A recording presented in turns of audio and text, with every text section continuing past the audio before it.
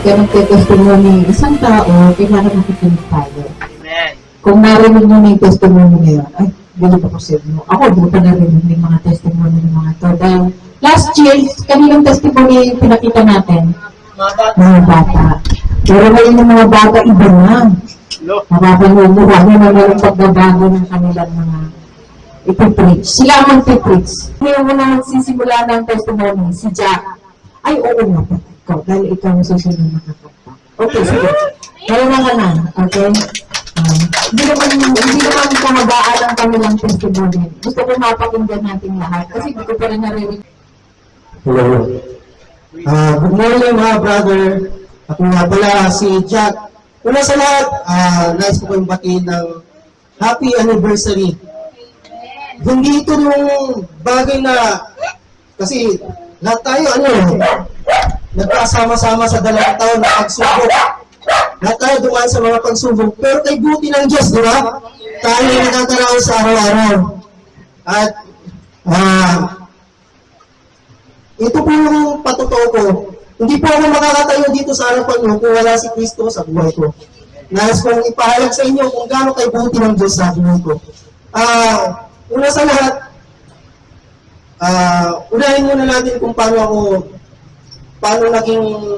ako nakakilala sa Diyos at kung paano ako naging suy-suy sa Diyos kasi Christian nga po ako dati pero Christian-Christianan lang. Nakakakilala na ako kay Kristo pero hindi ko sinasagawa at sinasabuhay. Dati nung bata ako, kwento ko lang sa tatay ko kasi nakaramdam ako ng mga hindi magandang bagay. Pambubugbog, mga bagay na pinagdaanan ng ating tulad natin mga nasa elders, pinagdaanan niya siguro sa mga magulang niyo. Ang tatay ko, nasa inggero, lahat ng bisyo nasa kanya. Lahat ng mga bagay na naranasan ko, nagtanim ako ng galit sa tatay ko. Parang wala kaming komunikasyon, kumbaga ugnayan bilang mag-ama. Nagkaroon ng time na nakabalik ako kay Lord. Tapos, one time, nakita kami kasi sobrang tagal na hindi kami nakita ng tatay ko. Magta-tricycle siya, tapos napunta ako dun sa amin. Tapos, hindi ko alam, nakaramdam ako ng parang, sabi ko, hindi ko ito magagawa kung wala ka Lord sa buhay ko, sabi ko. Kaya, niyakap ko yung tatay ko. Sinabi ko, tay, kamusta? Sabi ko. Tapos, diniyakap ko. Parang naluluhan na ako. Sinabi ko na, kamusta kayo? Kamusta yung pamumuhay niyo? Sabi ko kasi, hindi nga kami nagkakasama. Tapos, sabi niya sa akin, okay lang naman na. Sabi niya, diniyakap ko siya. Di nagkakwentuhan kami. Hindi, sabi ko, habang nagsasalita ako, nagpipray na ako sa isip ko na hindi ko ito magagawa Lord kung wala ka. Sabi ko, tay, mahal kita, sabi ko. First time sa buhay ko na nasabi ko sa magulang ko yun. Dahil nagkintim ako ng sobrang tagal na galit at puot sa puso ko ng mga panahon na yun. Di, sabi ko, napaiyak ang tatay ko, niyakap niya ako. Tapos, after days nung nakaraan na nangyari yun, nagkasagot ang tatay ko. Ngayon, pinapasyalan ko siya doon sa lugar namin. Sabi ko, kamusta na kayo? Sabi ko, kamusta na kayo? Sabi ko, niyayakap ko siya. Hindi ko magawa yan sa talang buhay ko na naging hanggang dito sa pagtanda ko, hindi ko nagawa yun. Ngayon ko lang nagawa yun dahil kay Kristo. Kung ano yung naramdaman ko sa Panginoon, ibinigay ko sa tatay ko. Dahil sabi ng Panginoon, mahalin mo, magulang mo. Tapos matuto kang magpatawad dahil pinatawad kita. Sa totoo lang, makasalanan din ako eh. Lahat naman tayo makasalanan. Walang nakatagpo sa Panginoon na matuwid. Kundi makasalanan. Ginamit lang ako ng Panginoon para magpatuto sa harapan nyo kung gaano kabuti ang Diyos sa buhay ko. Okay. Yun nga, nangyari ngayon, ang ginawa ko, pinag-pray ko yung tatay ko, tinuruan ako ni Sister Sol. Pinag-pray ko yung tatay ko, tapos binahagian ko siya ng Word of God. Kung paano kay buti ng Diyos sa buhay ng tao, na hindi kailangan ng mga material na bagay sa mundo. sapat na si Kristo sa buhay ng bawat tao. Sabi ko nga, mahal ka ng Diyos, mahal ka ng Panginoon, sabi ko. Tay, hindi ko man nasasabi to yun. Hindi ko to nasasabi sa iyo na ngayon ko lang sasabihin na mahal kita. Sabi ko, ngayon ko lang nararamdaman to. Sorry sa lahat ng mga nasabi ko sa iyo dati, magalit na tanim ko sa puso ko. Ngunit Stanley, nakita ng Panginoon yung bigat ng dibdib ko. Nawala yun. Dahil sabi niya, tinatawad kita, matuto kang magpatawad. At mahalin mo ang magulang mo, sabi nga niya sa salita niya, upang humaba ang buhay mo dito sa lupa. Sabi nga niya. Yun lang. Tapos, ito na ang talagang testimony ko para sa nanay ko. Nung ngayong taon lang, dumating yung nanay ko galing Bulacan. Kasi nasa Bulacan siya, nagkakasakit na. Nanay ko, Christian din, pero tinutuklasan niya yung katotohanan na hindi niya matagpuan doon sa church na kanyang inaatinan. Ngayon, umuwi siya, may sakit. Tumawag yung kapatid ko. Nung tumawag yung kapatid ko, kung si nanay nagkakasakit, sabi ko, anong nangyari? Sabi ko, iuwi namin dyan, inuwi nila. Ako naman, aligaga ako. At sabi ko, dali natin sa ospital. Dinala namin sa ospital. Tapos, habang nasa ospital kami, sabi ng doktor, meron siyang sa UTI, tapos sa dugo, at sa bituga. Nalungkot ako, sobrang nalungkot ako. Pero, sabi ko, ba't nauuna yung emosyon ko? Bakit nauuna yung pagdesisyon ko sa sarili ko? Hindi ko inuna yung Panginoon na dumunod sa Kanya bago gawin yung bagay na ito. Kaya, nasa hospital ako, lumabas ako. Nag-pray muna ako na, Lord, sabi ko, patawarin mo ako, nauna yung emosyon ko, nauna yung pangsarili ko na kaisipan, hindi yung kagustuhan mo, patawarin mo ako, Panginoon, sabi ko. Idinulog ko yung mga problema na yun. Tapos pagkatapos nun, habang nagpipray ako, sabi niya sa salita niya, sa Matthew 18, verse 27, ang sabi niya, sabi niya sa salita niya na, ang di kayang gawin ng tao ay kayang gawin ng Diyos. Amen? Dahil yun ang sabi niya. Kaya sabi ko, ba't nauna yung emosyon ko? Ba't di ako dumulog sa'yo? Dapat inuna ko yung kanya-ever mo, hindi yung kagustuhan ko. Kaya humingi ako ng kapatawaran. Ipinagkatiwala ako sa kanya yung bagay na yun. Tapos, pumasok ako sa hospital. Pinag-pray ko nga na ako, binabasahan ko siya ng Bible. Kasi gabi-gabi ako yung bantay eh. Nagtataka nga yung mga katabi niya, bakit daw lalaki nagbabantay sa namin yung babae? Sabi nila, bakit yung anak nila lalaki nagbabantay hindi babae? Kaya sabi ng nanay ko, kasi siya yung available. Siya lang yung nandiyan na malapit, sabi niya. Yung gabi, pinag-pray ko siya, pinagbabasa ng Bible, hanggang nakikita ko yung improvement na lumalakas siya dahil sa salita ng Diyos. Kaya sabi ko, pinagtutuloy-tuloy ko lang yun hanggang lumakas siya, tapos nakalabas ng hospital.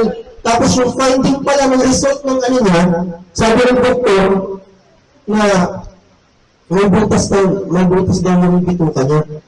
Pero sabi ko, in Jesus' name, hindi ako naniniwala dyan, sabi ko. Nilipyok ko agad yung bagay na yun. Tapos sinabi ko kay Sister Sol, sabi niya, pag-pray natin yan, humingi ako ng pray sa kapatiran sa GC, alam niyo naman yung mga kapatid, diba? Salamat sa panalangin mo, dahil wala nang imposible sa Panginoon. Answer prayer, hanggang ngayon malakas ang nanay mo. At wala rin sinasabi ang doktor na may buto siya sa bituka. Wala. Talagang may buto ng Diyos sa buhay natin. Tapos, yun nga, ubali na nanay ko, kaya pinala ko siya sa church kasi sabi niya, Sister, so ganun ko siya. dinala ko siya dito. Tapos, yun, pinag-praise ko na hanggang naka-recover. Hanggang pagdating namin, yun, nagka-baptize na, at pinag-baptize ko na rin siya kasi hindi siya na-baptize din sa ano. Hindi nila matagpo yung katotohanan dun sa church na yun na pinanggalingan ko din. Kahit ako, hindi ko rin matagpo yung katotohanan dun eh. Yung Christian ka nga, pero ginagawa ko pa rin yung mali sa Diyos. Yung ginagawa ko pa rin yung hindi niya kalooban. Nung napunta ako dito, salamat sa Panginoon kasi dinala si Brother Will sa bahay. Dinala si Brother Will sa bahay na inakay kami sa pananampalataya na ito. Kaya hanggang ngayon, nandito kami lahat. Praise God kasi yung sa asawa ko na si Jennifer, sa pamilya niya, halos lahat kami Christian na. Pero hindi pa kami tumitigil na manalaman na yung dalawang kapatid niya ay nagbalik loob sa Panginoon. Ipagpunin natin yan at tayo tumigil. At ngayon pala,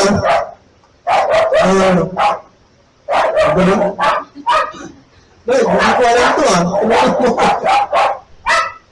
Kaya sabi ko nga na habang nandito pa yung magulang natin, mahalin natin.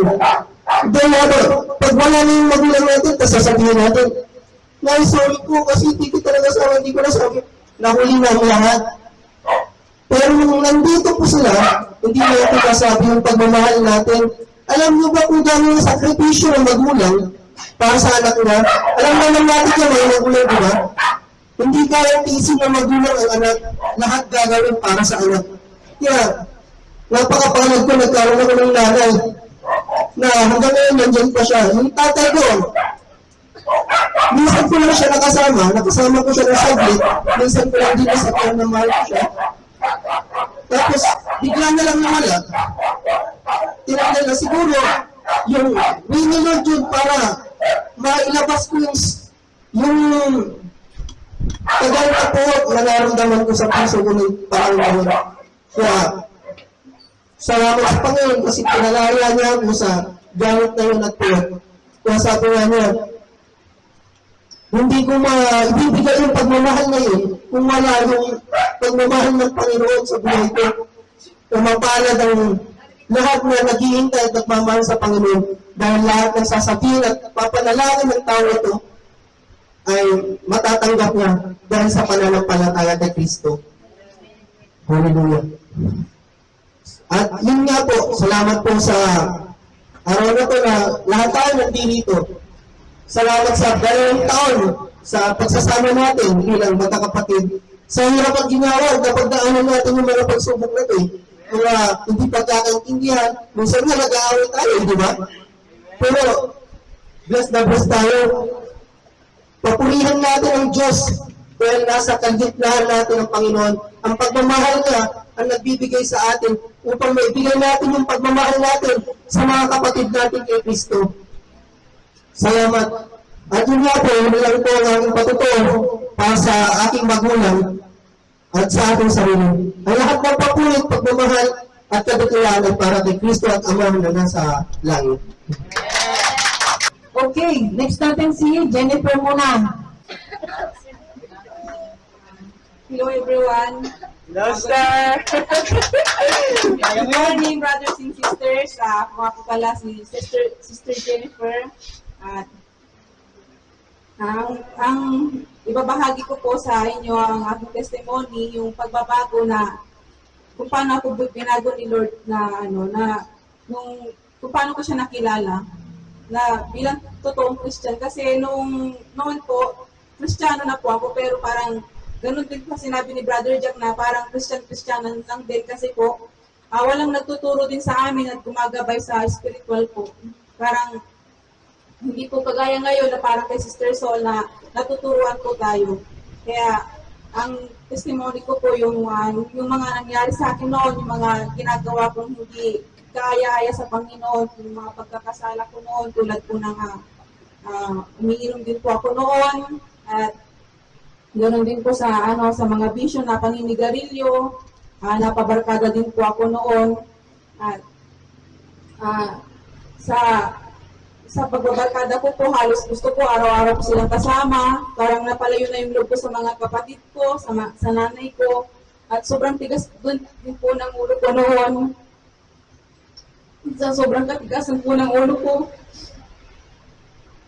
hindi ko matanggap na yung nanay ko umiyak ng dahil sa akin sa katigasan ng ulo ko. Hanggang ngayon, pinagsisisihan ko pa rin. At salamat sa Panginoon dahil nung dumating din si Brother Will upang hilahin kami papunta rito, doon po doon ko po totoong nakilala ang Panginoon. Napakabuti po ng ating Panginoon sa ating buhay. At lahat ng mga pagkakasala ko noon, alam ko po na pinatawad na ako ng Panginoon at nagpapasalamat din po ako sa Panginoon na tinanggap ako ng pamilya ko ng bono. Walang pag-aalit namin sa kanilang mga puso. Sa lahat ng mga kasalanan ko.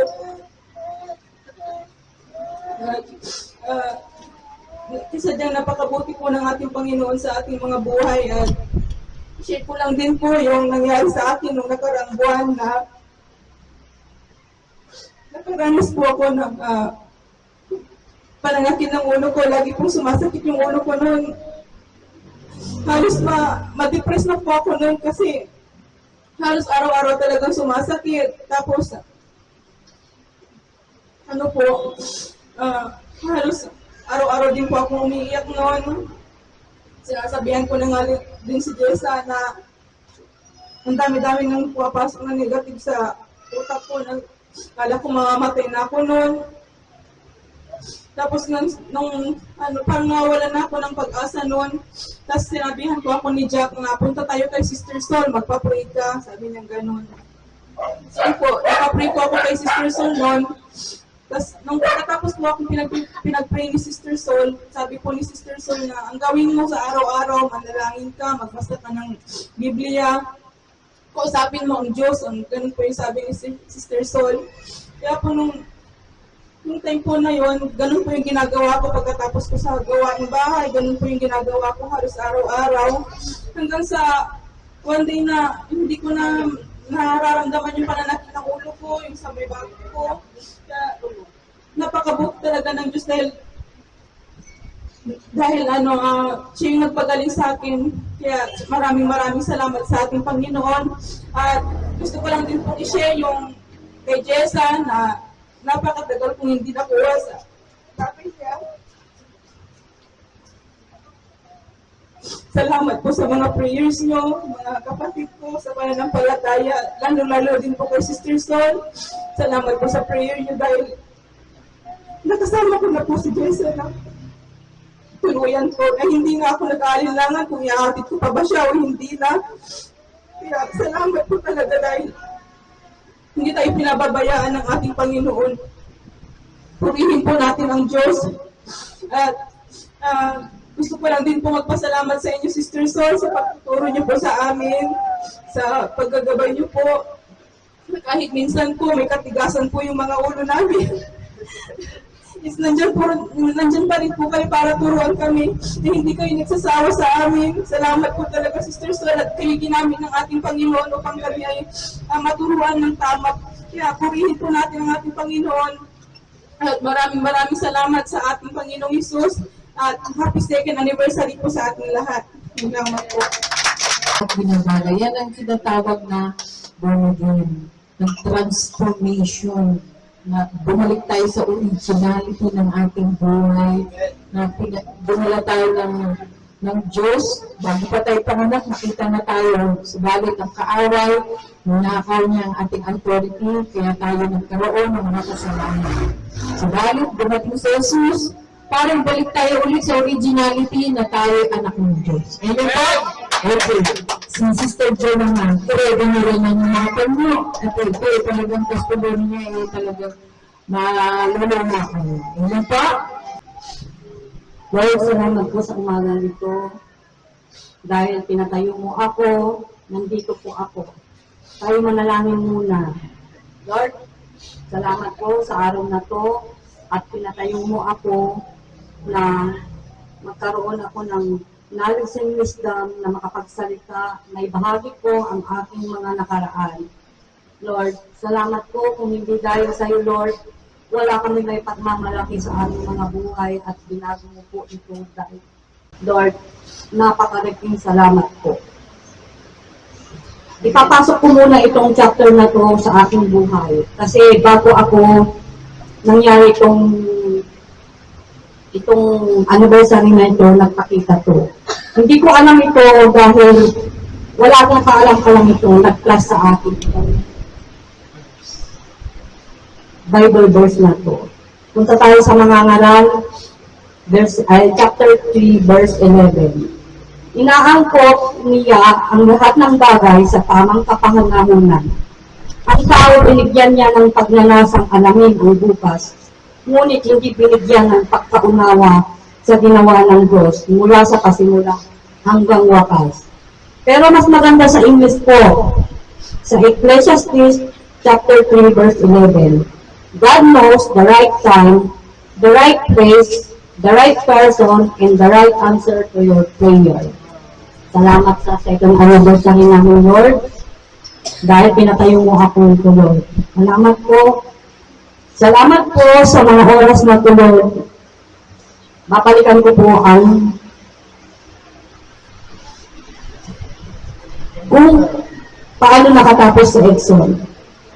Sino magulang nag-graduate ang anak mo kahit piso wala? Pupunta ka sa graduation ng anak mo, pati pang gasolina namin wala, may ginamit ang tao. Nagbigay ng 100. Pero hindi ko na papangalanan yung na tao dahil ginamit din ng Lord. Hindi pa ako Christian noon. Katoliko pa ko lang kami. Salamat, Lord, dahil ginamit ko po yung anak ko na wala akong narinig na reklamo sa kanya na nag-aral siya. Kasi, that time, nagtatrabaho sa isang Jollibee. Challenge ni Brother Edwin, bakit na 1.5 year na lang natatapos ka na sa course mo? Bakit? Gustong-gusto mo yung nandyan ka sa Jollibee. Hindi mo pagpatuloy ang pag-aaral mo. Hindi umimik si Edson, pero gumagawa pala siya ng paraan. Tumingin siya ng school na libre hanggang sa nakuntun niya ang BCC. Doon nagsimula. Kasi kami, aaminin ko, lubog kami sa utang. Wala kami. Totoo yan. Nagtitinda na ako pero wala. Walang binibigay si Lord, mabigat ang pakiramdam, palagi kaming kung minsan nagsasabutan. Pag nandiyan na yung nangyayangin, nagtatago na ako. Sabi ni Edson, one time, iwasan mo ang utang na. Walang mangyayari yan, kahit umiyak kayo ng dugo, maghapon. Walang mababago, okay?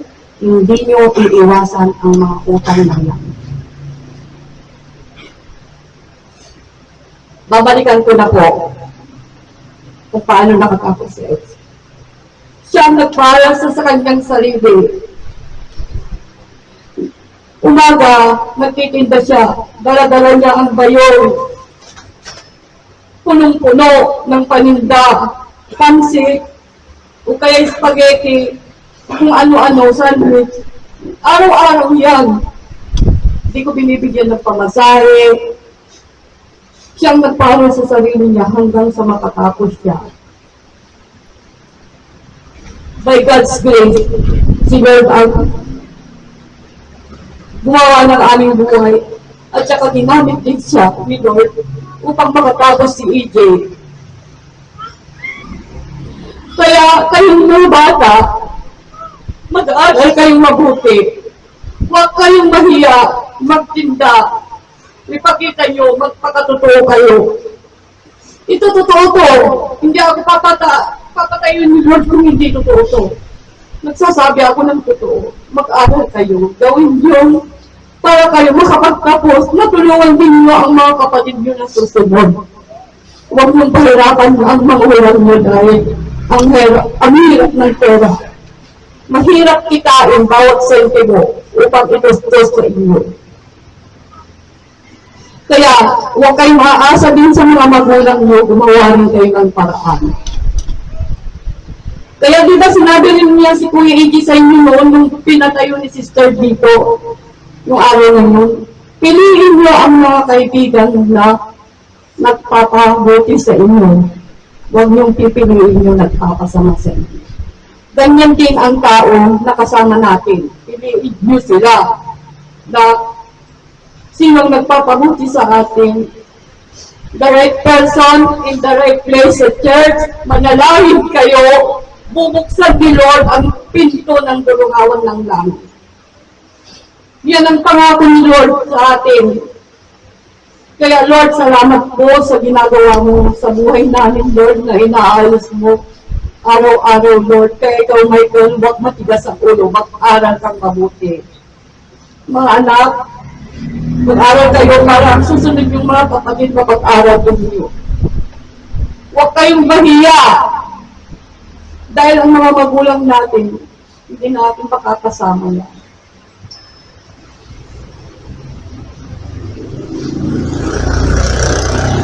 Kahit kay Mother, humihingi rin ako ng sorry sa kanya. Mother, mahal kita, kaya kita pinapagalitan araw-araw.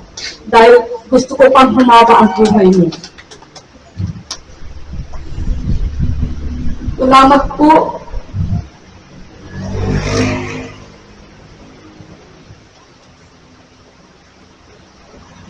Hindi ako makapagsalita, Lord. Dahil sa ginawa mo sa buhay namin. Salamat po sa promotion na ibinigay mo sa aking mga anak. Lord, nakatapos sila. Kung kami lang, ni Brother Edwin, wala, hindi ko makakatapos. Dahil may ginamit si Lord na right person, nandyan si Sister Soul, in the right place, the right time, manalangin tayo. Salamat po. Ang Diyos ang ating itataas sa araw-araw natin. Lord, Amen. Okay? Ang testimony ay talaga nga, hindi lahat-lahat may ibabang ka ng bibig mo. Nasa puso yun ang sakit at saka ginhawa kapag ka ikaw ay nakaraos at nakikita naman yun ng tao. Hindi mo kailangan ipagyabang na ang mga anak ko nakatapos. Makikita yun ng mga tao na sila mismo ang magsasalita.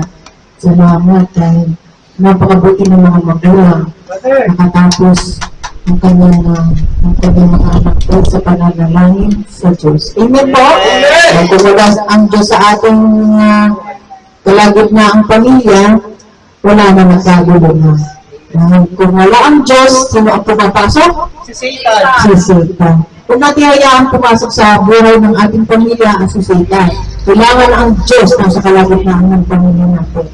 Kung hindi pa naniniwala at wala pang kaligtasan, may isang nananalangin at kinaiiyak at luluhod para marinig ng Diyos ang awa at grasya na ibibigay din sa pamilya. Amen po? Amen! Okay, Brother Will?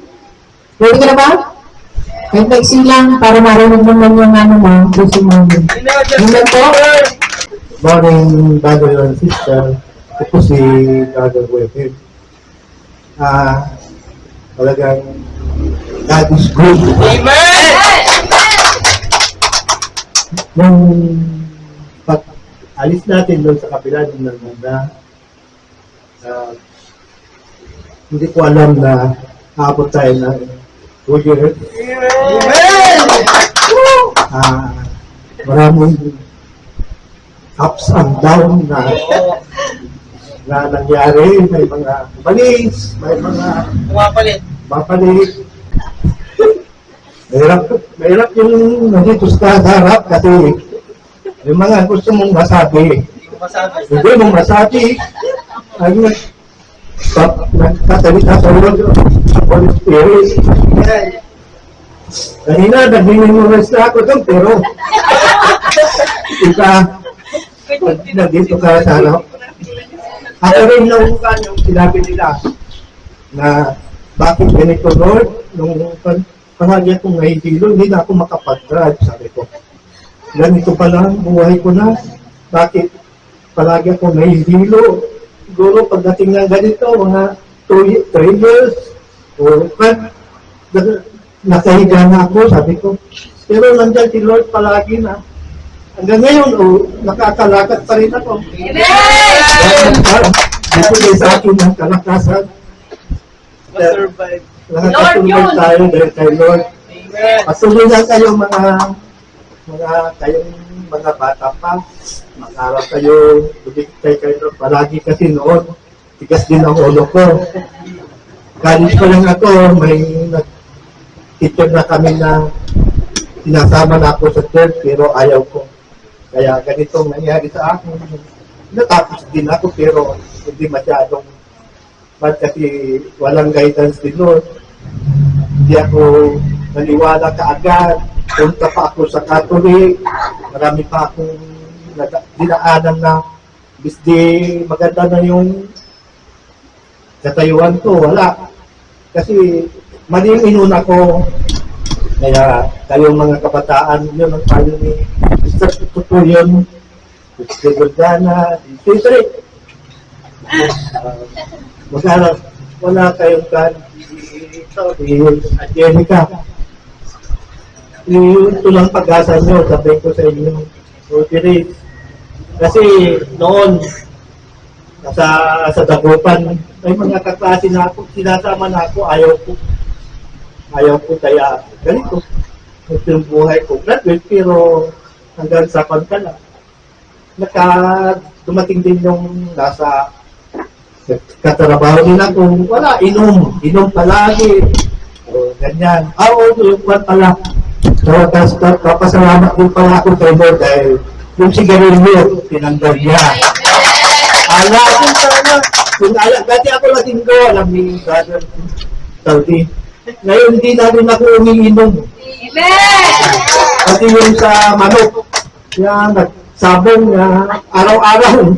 Yun ang hinahanap ko, yung pagkain ng manok. Pero natanggal lahat yan dahil kay Lord. Binigyan niya ako ng buhay na ganito. Kaya, yun lang ang masabi ko sa inyo kasi nasabi na ng mga ibang nasa bahay. Tapos hindi na tayo magtatagal sa. Kaya, Lord, mga brothers and sisters, kayong mga nag-aaral, mga bata, magpatuloy kayo sa kayong susunod sa amin mamaya. Siyempre, pag matanda na kami, kayo yung susunod. Kayo yung salamat. po Lord sa mga pagkain Lord na pinipili po sa aming Panginoon. At i-bless ko po ito Lord upang magkaroon po ng kalakasan sa aming mga katawan at kagalingan sa aming Panginoon. Lord, nagpapasalamat po kami sa mga pagpapal at biyaya o God na binibigay niyo po sa amin sa pang-araw-araw Panginoon. At salamat din po Lord sa buong araw na ito Panginoon na sinamahan niyo po ang Panginoon. Kayo po ang manguna o God. Lord, salamat din po Lord sa mga nag-prepare at mga nagbigay o God ng mga pagkain Panginoon. Maibalik niyo po sa kanila ang 100-fold blessings sa kanila, O God. Maraming salamat po. At samahan niyo po kami sa araw na ito, Panginoon, sa ikalawang taon, Panginoon, ang pag-celebrate po namin ang aming anniversary, O God, sa banal mong tahanan, O God. Maraming salamat po. Thank you, Father God. Thank you, Jesus. Thank you, Holy Spirit. In Jesus' mighty name. Amen.